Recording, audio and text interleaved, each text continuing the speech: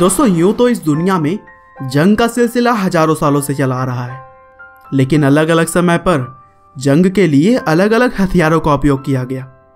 जैसे कि शुरुआती समय में लोग पत्थरों का प्रयोग करते थे और धीरे धीरे तीर धनुष और तलवारों का प्रयोग होने लगा, और फिर एक सेना दूसरे सेना से बेहतर होने के लिए अलग अलग तरह के हथियार बनाने लगी। और इसी क्रम में आज से करीब 500 साल पहले आविष्कार हुआ बंदूक का, जिसने कि युद्ध लड़ने के तरीके को ही बदल दिया।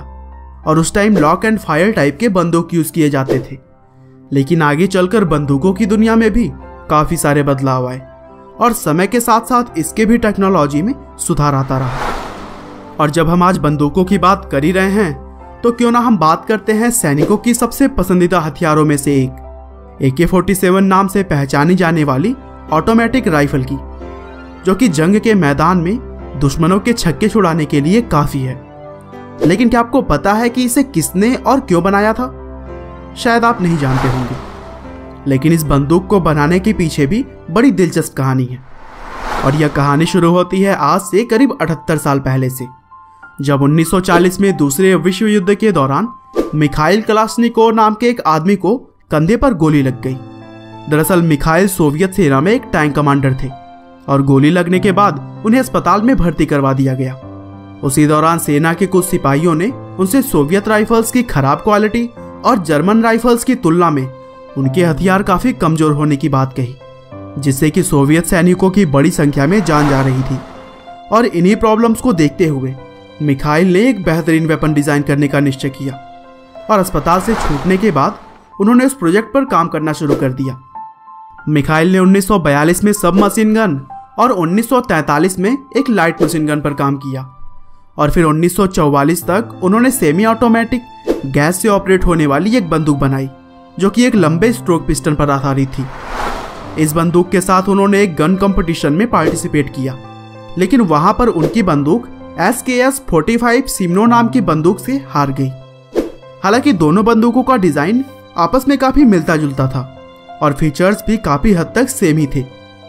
इस हार के बाद मिखाइल ने हथियारों के डिजाइन पर और भी ज्यादा मेहनत करनी शुरू कर दी, और फिर 1946 में वे एक और नई बंदूक के साथ सामने आए, जिसका नाम उन्होंने AK-46 रखा।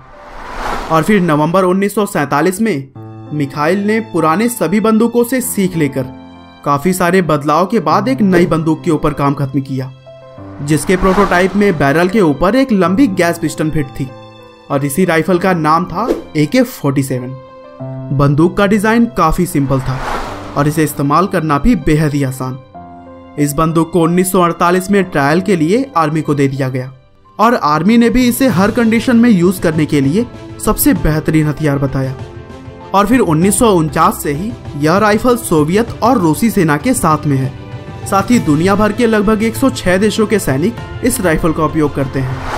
और दोस्तों AK-47 नाम में A का मतलब ऑटोमेटिक और K इसके डिजाइनर कलाश्निकोव के नाम पर है।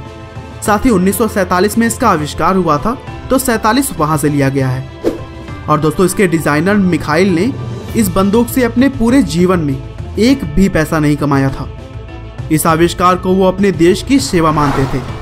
और मिखाइल की मृत्यु अभी कुछ ही सालों पहले 2013 में हुई। उस समय उनकी उम्र 94 साल थी। उम्मीद है कि आपको AK-47 की यह कहानी जरूर पसंद आई होगी। आपका बहुमूल्य समय देने के लिए बहुत बहुत धन्यवाद।